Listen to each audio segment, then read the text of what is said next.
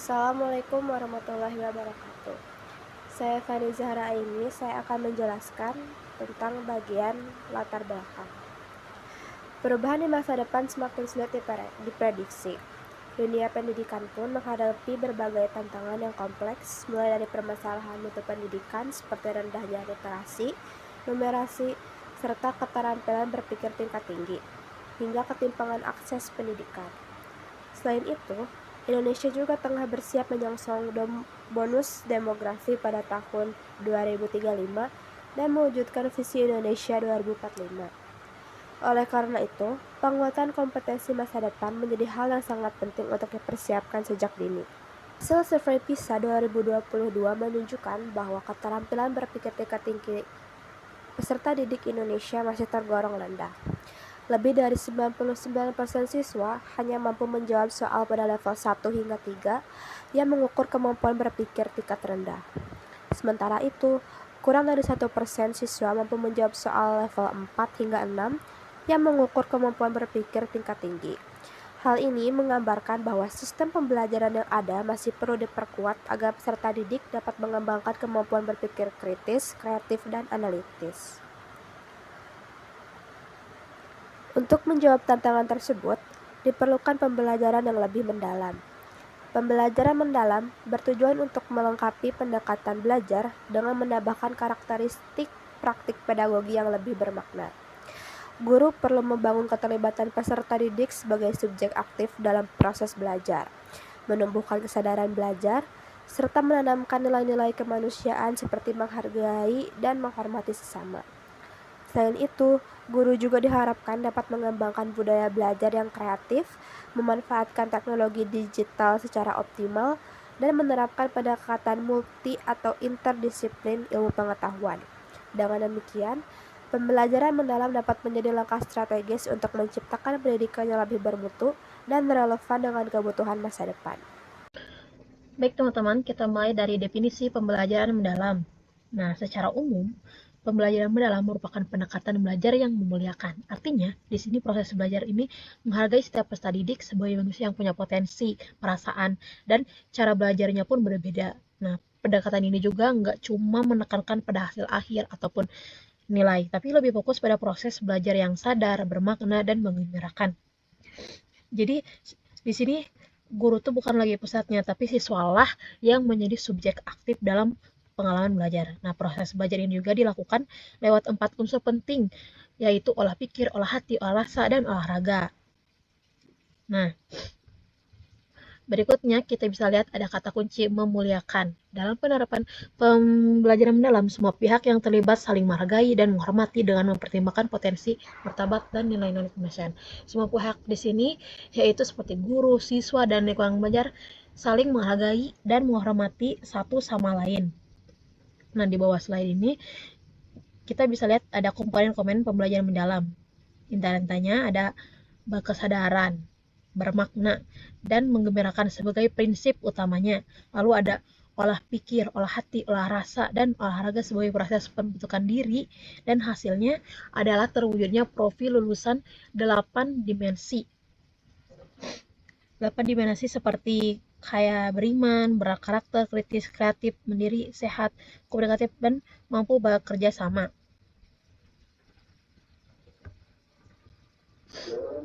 Nah, berikut di slide ini kita masuk ke inti prinsip pembelajaran, di mana yang pertama ada berkesadaran. Maksudnya di sini adalah siswa belajar dengan sadar dan memahami tujuannya belajar. Mereka tahu kenapa mereka belajar hal itu dan bagaimana cara mencapainya. Lalu di sini ada bermakna. Bermakna di sini adalah pembelajaran yang bisa dirasakan manfaatnya oleh siswa. Misalnya kayak siswa tidak hanya tahu rumus fisika, tapi juga mengerti penerapannya di kehidupan nyata. Lalu berikutnya ada menggembirakan. Nah, belajar seharusnya juga bukan sesuatu yang menekankan atau membingungkan. Pembelajaran yang mengembirakan berarti suasana yang kelas yang dibuat positif, menyenangkan, menantang, dan memotivasi. Jadi ketika suasana belajar nyaman, siswa pun merasa dihargai atas partisipasinya juga. Lalu di sini juga ada 4 olah, yaitu inti dari pengembangan diri peserta didik dalam pembelajaran mendalam, yaitu yang pertama adalah pikir. Olah pikir di sini merupakan proses pendidikan yang fokus pada kemampuan berpikir dan menalar. Nah, melalui olah pikir, siswa itu dilatih untuk memahami, menganalisis, dan memecahkan masalah. Lalu berikutnya ada olah hati. Olah hati itu lebih ke arah pembentukan karakter dan moral. Nah, siswa di sini diajak untuk mengasah kepekaan batin, belajar jujur, empati, dan bertanggung jawab. Nah, dalam konteks ini, guru tuh berperan membimbing siswa agar mampu kayak menilai sesuatu dengan hati nurani, bukan hanya logika. Lalu berikutnya ada olah rasa. Nah, olah rasa di sini berhubungan dengan kepekaan estetika atau emosi. Nah, siswa tuh diajak untuk belajar menghargai keindahan budaya serta menjalin hubungan sosial yang baik, misalnya lewat kegiatan seni ataupun reflektif. Dan yang terakhir ada olahraga. Olahraga di sini tuh bukan hanya soal aktivitas fisik ya, tapi tentang kayak menjaga keseimbangan antar kesehatan jasmani maupun rohani. Jadi melalui kegiatan jasmani, siswa belajar disiplin, kerjasama, dan sportivitas. Jadi tubuh dan pikirannya tuh sama-sama aktif dan juga berkembang.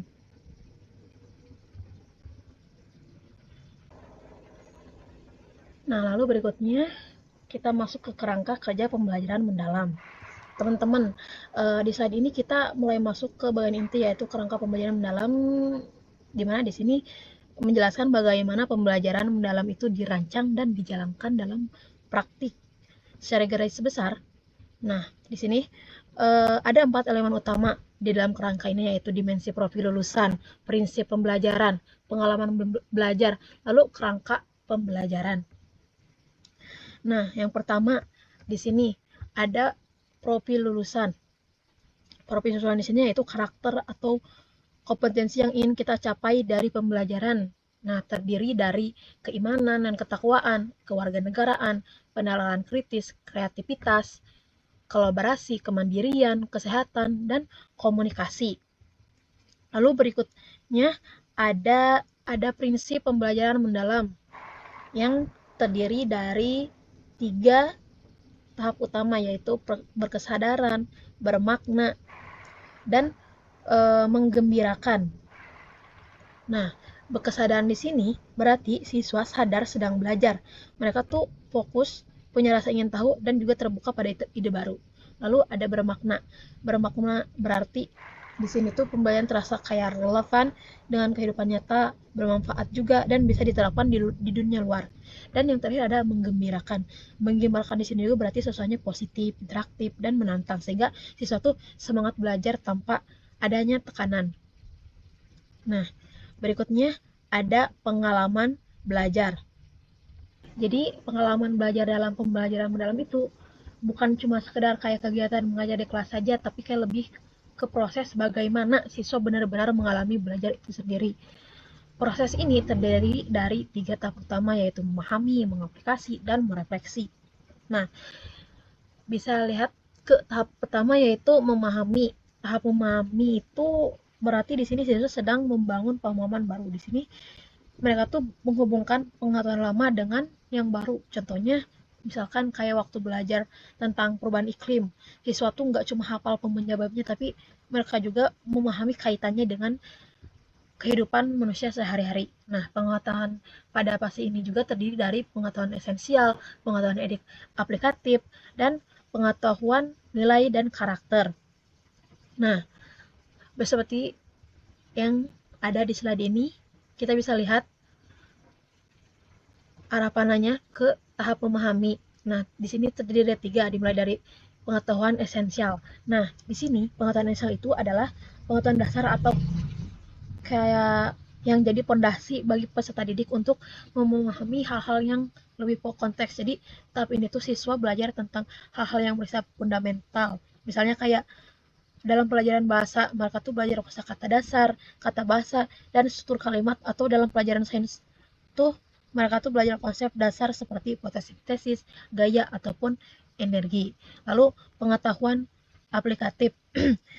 Nah, di sini kalau pengetahuan esensial itu sifatnya ke apa itu, maka pengetahuan aplikatif itu lebih ke bagaimana cara menerapkannya.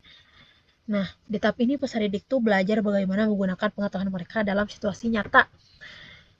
Dalam situasi nyata, contohnya kayak setelah memahami konsep menulis paragraf. Nah, dalam bahasa Inggris mereka tuh memulai menulis laporan ataupun membuat artikel. Dan yang terakhir ada pengetahuan nilai dan karakter. Nah, di sini yang menggunakannya tuh pembelajaran mendalam dari pembelajaran biasa. Kalau pembelajaran konvensional tuh fokus pada kognitif saja, tapi makna tapi pembelajaran mendalam itu menambahkan dimensi efektif kayak pembentukan nilai, moral, dan juga karakter. Artinya si peserta didik tuh tidak hanya belajar tentang sesuatu, tapi juga belajar menjadi seseorang. Jadi contohnya kayak pelajaran bahasa, mereka tuh belajar bagaimana menggunakan bahasa untuk menunjukkan empati, menghargai pendapat lain, dan menghindari konflik. Nah, di tahap kedua ada tahap mengaplikasi, di mana tahap mengaplikasi yaitu siswa tuh menerapkan konsep itu ke dunia nyata. Misalnya kayak mereka bisa membuat kampanye kecil tentang pengurangan plastik atau melakukan eksperimen sederhana yang kayak membuktikan teori yang dipelajari. Jadi pembelajaran itu gak berhenti di teori, tapi benar-benar hidup di praktiknya. Nah, lalu yang tadi ada refleksi. Tahap refleksi itu tahap ketika siswa tuh menilai kembali proses yang mereka jalani. Kayak mereka tuh berpikir, apa yang saya pelajari dari kegiatan ini, apa yang bisa saya perbaiki. Nah, di sini tuh siswa mulai sadar bahwa belajar itu bukan cuma soal nilai, tapi tentang proses pengembangan diri. Nah, selanjutnya,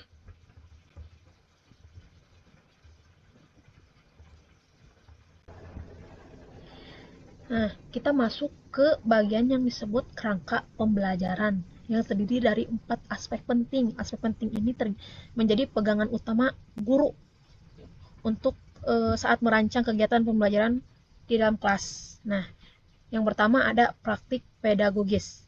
Di sini aspek pertama yaitu praktik pedagogis itu cara atau strategi guru dalam mengajar. Nah, guru diharapkan tidak hanya mengajar dengan metode ceramah aja, tapi lebih ke banyak menggunakan seperti pembelajaran aktif, kayak project based learning, problem based learning, dan lain-lain. Kayak melalui praktik ini tuh siswa tuh belajar untuk mencari tahu, mengolah informasi, bekerja sama, dan kayak menemukan solusi dari masalah nyata. Jadi guru tuh di sini bertugas menstimulasi rasa ingin tahu si siswa dan juga membantu mereka tuh menemukan makna belajar. Nah, berikutnya ada kemitraan belajar. Nah, ini tuh maksudnya pembelajaran tidak dilakukan sendiri antara guru dan siswa saja, tapi melibatkan berbagai pihak lain. Nah, kemitraan bisa dilakukan dengan kayak orang tua, komunitas, dunia usaha, ataupun bahkan lembaga profesional. Misalnya kayak siswa melakukan kunjungan ke lembaga lingkungan untuk belajar kayak langsung tentang daur ulang atau bekerja sama dengan UMKM lokal untuk belajar kewirausahaan. Nah, berikutnya ada lingkungan pembelajaran. Aspek ketiga ini dimaksud bukan cuma ruang kelas fisik, tapi juga lingkungan sosial dan digital. Nah, lingkungan belajar yang baik harus aman, inklusif, terus mendukung kreativitas dan membangun semangat belajar. Jadi misalnya ruang kelas bisa diatur lebih fleksibel supaya siswa tuh mudah berdiskusi atau pembelajaran bisa dilakukan di luar ruangan agar siswa tuh belajar langsung dari alam. Nah, selain itu lingkungan digital seperti platform belajar online juga penting karena mempermudah siswa untuk belajar kapanpun dan dimanapun. Jadi intinya guru tuh perlu menciptakan suasana yang menyenangkan dan menemukan keingintahuan siswa. Nah, yang terakhir ada pemanfaatan digital. Nah, ini tuh sangat mungkin relevan di era sekarang karena teknologi bisa membantu pembelajaran tuh lebih efektif, terus menarik dan interaktif. Contohnya tuh kayak guru menggunakan media digital seperti video interaktif, kuis online, aplikasi pembelajaran juga atau bahkan kecerdasan buatan seperti chatbot dan lain-lain. Teknologi juga bisa digunakan untuk asesmen kayak menilai proses hasil belajar siswa secara cepat sama akurat. Ada transformasi peran guru dalam ekosistem pembelajaran mendalam. Nah, di sini peran guru berubah cukup besar ya. Kalau dulu guru dianggap sebagai kayak satu-satunya sumber pengetahuan, nah di sekarang perannya berubah menjadi fasilitator, kolaborator, aktivator, kolaborator, dan penggerak budaya belajar. Yang pertama sebagai aktivator. Di sini, guru tuh bertugas menyalakan semangat belajar si siswa. Guru tuh tidak memberi semua jawaban, tapi mengajukan pertanyaan-pertanyaan yang membuat siswa tuh berpikir kritis dan penasaran. Lalu ada kolaborator. Kolaborator di sini tuh guru bekerja sama sama siswa, orang tua, dan juga masyarakat. Jadi proses belajar bukan satu arah, tapi saling belajar dan berbagi pengetahuan. Dan berikutnya ada pengembangan budaya belajar. Di sini, guru tuh menciptakan suasana belajar yang menumbuhkan keberanian untuk mencoba. Nah, berpikir kreatif juga sama menghargai proses. Dan guru tuh mengarahkan siswa agar belajar bukan karena takut seperti nilai jelek, tapi karena ingin berkembang. Nah, yang terakhir di sini ada elemen ekosistem pembelajaran mendalam. Kalau kita lihat dari diagram di slide, ekosistem ini melibatkan banyak pihak yang saling terhubung. Elemen-elemennya di antara lain adalah ada pemerintahan dan pembuat kebijakan yang menentukan arah pendidikan dan mendukung sumber daya. Lalu ada sekolah dan guru yang menjadi pelaksana utama pembelajaran dan siswa sebagai pusat dan subjek utama proses belajar. Lalu ada orang tua maupun keluarga yang memberi dukungan moral, emosional, ataupun fasilitas belajar di rumah. Dan masyarakat dan dunia industri yang dimana di sini menyediakan konteks nyata bagi pembelajaran peserta didik. Dan tentu saja di sini teknologi digital yang membantu semua elemen ini saling terhubung dan kayak berkolaborasi. Jadi pembelajaran mendalam itu tidak bisa berdiri sendiri, tapi ya juga butuh kerjasama semua pihak agar berjalan efektif dan terus berkembang. Kalau semua elemen ini kayak bersinergi, maka akan tercipta ekosistem belajar yang sehat, di mana semua orang bisa tumbuh dan berkontribusi. Selanjutnya, bagian 4, implementasi pembelajaran mendalam. Implementasi pembelajaran mendalam dilakukan melalui 3 tahap utama, yaitu perencanaan, pelaksanaan, dan asesmen. Pada tahap perencanaan, guru melakukan refleksi terhadap diri sendiri, memahami karakteristik peserta didik dan materi pelajaran, serta menentukan sumber daya dan mitra pembelajaran yang relevan. Yang kedua, tahap pelaksanaan. Pelaksanaan pembelajaran dengan prinsip berkesadaran, bermakna, dan menggembirakan melalui pengalaman belajar, memahami, dan refleksi. Tahap terakhir yaitu asesmen. Dilakukan tidak hanya untuk mengukur penguasaan teori, tetapi juga pemahaman konseptual, keterampilan berpikir kritis, serta penerapan ilmu dalam kehidupan sehari-hari. Selanjutnya, perencanaan pembelajaran mendalam. Perencanaan pembelajaran mendalam dimulai dengan proses identifikasi. Guru terlebih dahulu mengidentifikasi kesiapan dan karakteristik peserta didik, memahami materi pelajaran, serta menentukan dimensi profil pelajar Pancasila yang ingin dicapai. Setelah itu, guru merancang desain pelajaran yang mencakup penentuan capaian dan tujuan pembelajaran, pemilihan topik yang kontekstual, serta integrasi lintas disiplin ilmu agar lebih relevan dengan kehidupan nyata. Selanjutnya, guru menyusun pengalaman belajar berdasarkan prinsip kesadaran, bermakna, dan menggembirakan melalui tahap kegiatan awal, inti, dan penutup yang menumbuhkan partisipasi aktif peserta didik. Dalam proses ini, peserta didik diarahkan untuk memahami, mengaplikasi, dan merefleksi materi pelajaran. Tahap terakhir yaitu asesmen, dilakukan secara berkelanjutan sejak awal hingga akhir proses pembelajaran. Pada tahap perencanaan pembelajaran mendalam, guru melakukan analisis mendalam terhadap beberapa komponen penting. Tahap identifikasi mencakup pemahaman terhadap kesiapan, minat, dan kebutuhan peserta didik, analisis karakteristik materi pelajaran, serta penentuan dimensi profil pelajar Pancasila yang menjadi sasaran pembelajaran. Setelah itu, guru menyusun desain pembelajaran dengan menentukan capaian dan tujuan pembelajaran, topik yang kontekstual, serta mengintegrasikan lintas disiplin ilmu agar kegiatan belajar lebih relevan dengan kehidupan nyata. Selain itu, guru juga memilih praktik pedagogis yang menentukan bentuk kemitraan pembelajaran, menciptakan lingkungan belajar yang aman dan kolaboratif, serta mengoptimalkan pemanfaatan teknologi digital agar proses belajar lebih interaktif dan efektif. Dalam tahap pengalaman belajar, kegiatan pembelajaran dirancang berdasarkan 3 prinsip utama: berkesadaran, bermakna, dan menggembirakan. Prosesnya terdiri dari 3 fase, yaitu memahami, mengaplikasi, dan merefleksi. Pada tahap memahami, peserta didik aktif mengonstruksi pengetahuan. Pada tahap mengaplikasi, mereka menerapkan pemahaman dalam konteks nyata. Sementara tahap merefleksi mendorong peserta didik untuk menilai proses dan hasil belajarnya serta mengembangkan kemampuan regulasi diri. Tahap akhir yaitu asesmen pembelajaran, dilakukan sejak awal hingga akhir kegiatan belajar. Asesmen mencakup asesmen as learning, penilaian diri dan sejawat, asesmen for learning, umpan balik formatif, dan asesmen of learning, penilaian hasil belajar. Dengan perencanaan menyeluruh ini, pembelajaran mendalam dapat menciptakan proses belajar yang reflektif, kolaboratif, dan bermakna bagi peserta didik. Selanjutnya, pelaksanaan pembelajaran mendalam. Yang pertama, penyampaian materi sesuai tahapan berpikir peserta didik. Tujuannya agar mereka tidak hanya menghafal, tapi benar-benar memahami konsep dan mampu menjelaskan hubungan antar gagasan.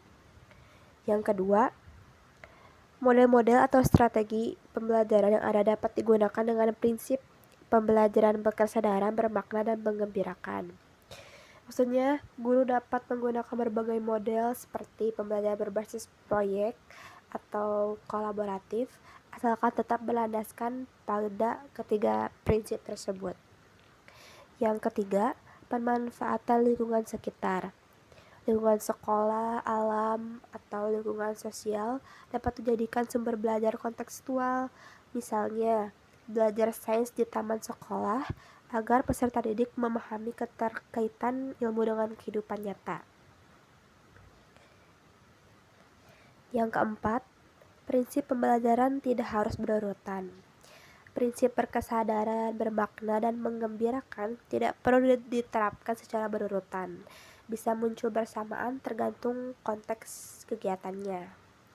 Yang kelima, pengalaman belajar memahami, mengaplikasi, dan merefleksi dilaksanakan dengan langkah-langkah pembelajaran yang sesuai dengan konteks dan kondisi pembelajar serta inovasi guru. Yang keenam, sintak atau langkah-langkah pembelajaran dapat diadaptasi sesuai pengalaman belajar memahami, mengaplikasi, dan merefleksi. Maksudnya, guru dapat mengadaptasi langkah-langkah dari model pembelajaran yang sudah ada, seperti model inquiry atau berbasis masalah, agar sesuai dengan 3 tahapan pengalaman belajar di atas. Yang ketujuh, pengalaman belajar memahami, mengaplikasi, dan merefleksi dilakukan dalam beberapa langkah pembelajaran yang pelaksanaannya sesuai dengan konteks dan kondisi pembelajaran. Maksudnya, pelaksanaan setiap langkah disesuaikan dengan kondisi sekolah, karakteristik peserta didik, dan sumber daya yang tersedia. Yang kedelapan, pembelajaran mencakup olah pikir, olah hati, olah rasa, dan olahraga. Artinya, kegiatan belajar harus menumbuhkan kemampuan intelektual, moral spiritual, empati, serta kesehatan fisik peserta didik secara seimbang. Yang kesembilan, topik pembelajaran dikaitkan dengan lintas ilmu agar peserta didik memiliki pandangan luas dan memahami keterkaitan antar konsep. Yang kesepuluh, setiap mata pelajaran memiliki karakteristik unik. Guru perlu menyesuaikan penerapan pembelajaran mendalam sesuai dengan tujuan dan konten mata pelajaran tersebut. Yang ke-11, guru dapat melibatkan orang tua, komunitas, dunia usaha, industri, atau lembaga pendidikan lain untuk memperkaya pengalaman belajar peserta didik.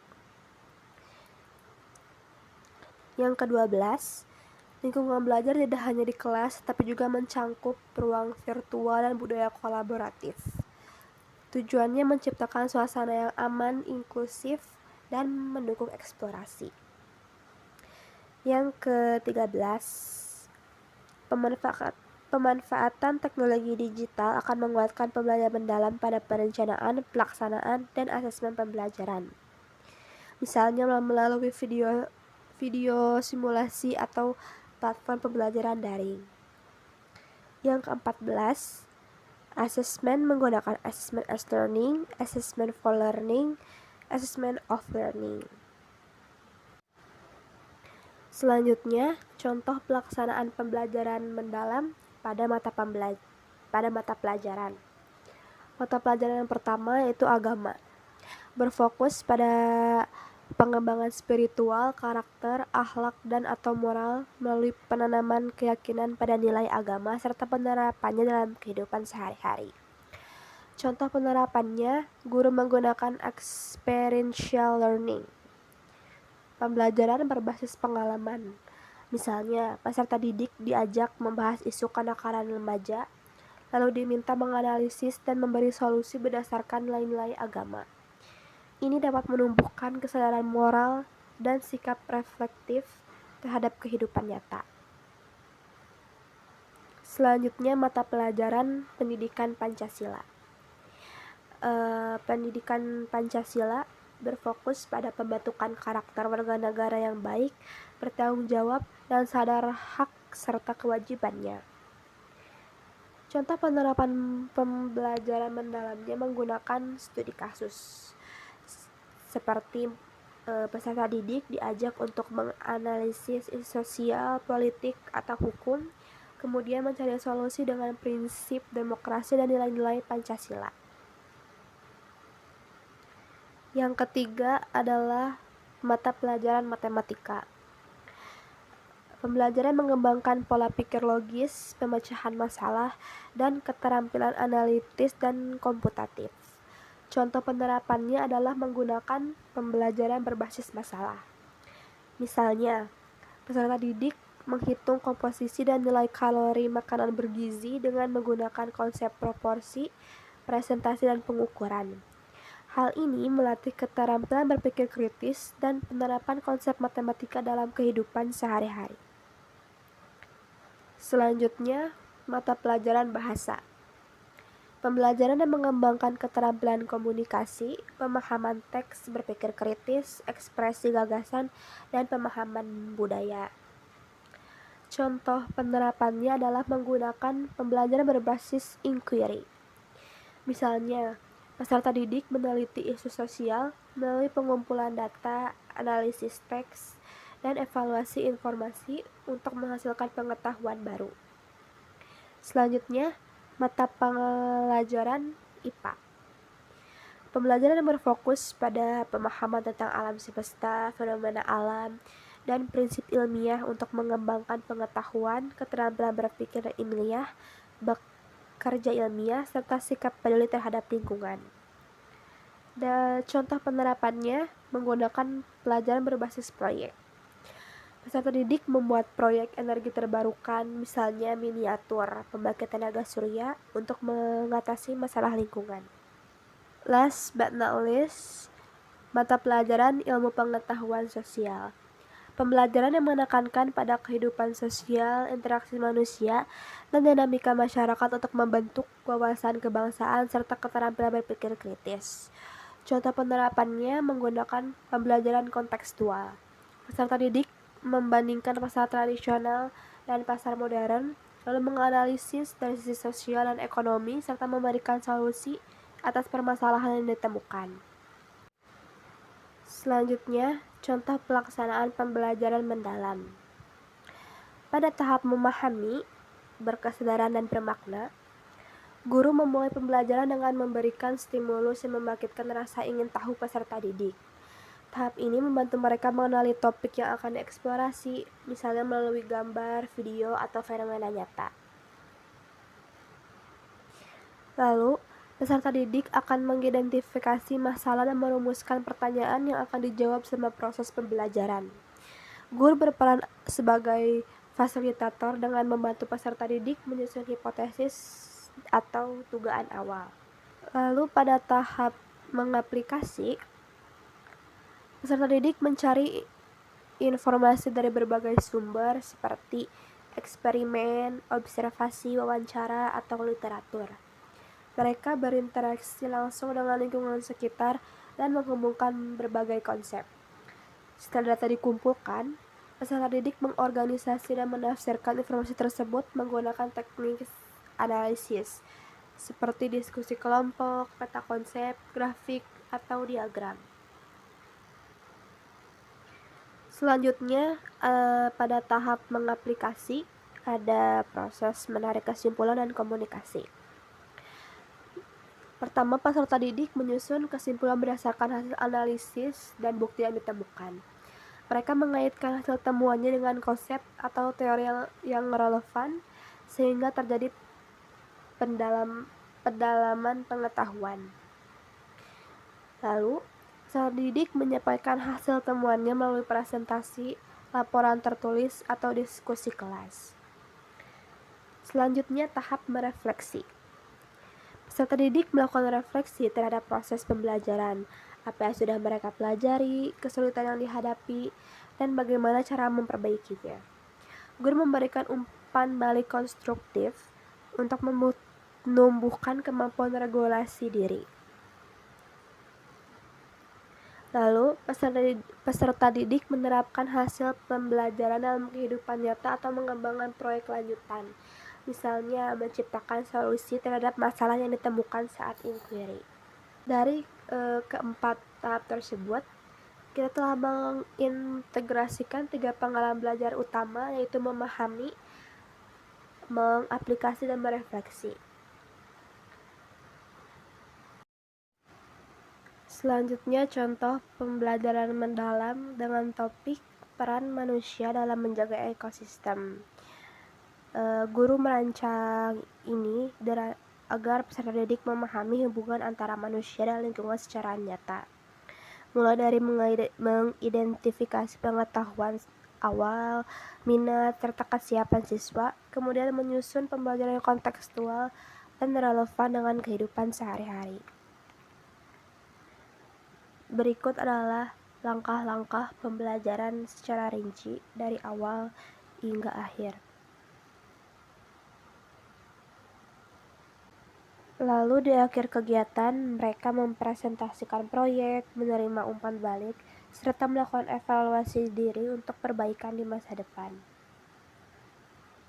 Juga dilakukan asesmen pembelajaran pada saat awal pembelajaran, pada proses pembelajaran, dan pada akhir pembelajaran. Pada awal pembelajaran bisa dengan dilakukan kuis singkat tentang ekosistem, lalu pada proses pembelajaran dengan presentasi atau asesmen proyek pengelolaan sampah. Lalu pada akhir pembelajaran dapat dilakukan jurnal reflektif atau tes tertulis. Selanjutnya, contoh implementasi dalam pembelajaran mendalam pada PAUD. Pada jenjang PAUD, pembelajaran mendalam diterapkan melalui kegiatan yang eksploratif, bermakna, dan berbasis interaksi aktif yang menghargai ide dan imajinasi alami anak. Pendekatan ini menekankan interaksi aktif dan pengalaman langsung, di mana anak dapat mengamati, bertanya, bereksperimen, dan menemukan konsep secara alami melalui bermain. Misalnya, mereka menanam tanaman obat, mengamati pertumbuhannya, lalu mendiskusikan manfaatnya. Contoh implementasi dalam pembelajaran mendalam pada SD atau MI.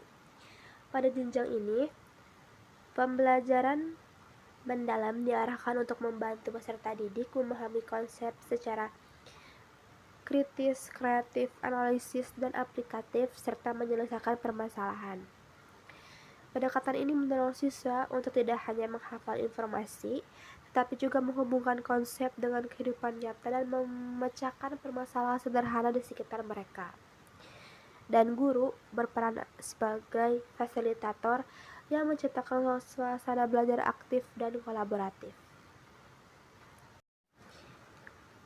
Pembelajaran mendalam pada jenjang SMP atau MTS berfokus pada pengembangan kemampuan berpikir kritis, analitis, dan aplikatif.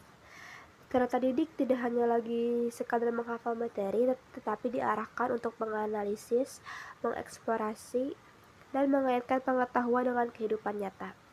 Pada tahap ini, guru membimbing siswa untuk melakukan kegiatan yang menumbuhkan rasa ingin tahu dan kemandirian berpikir seperti diskusi kelompok, eksperimen ilmiah, studi kasus, atau proyek berbasis masalah.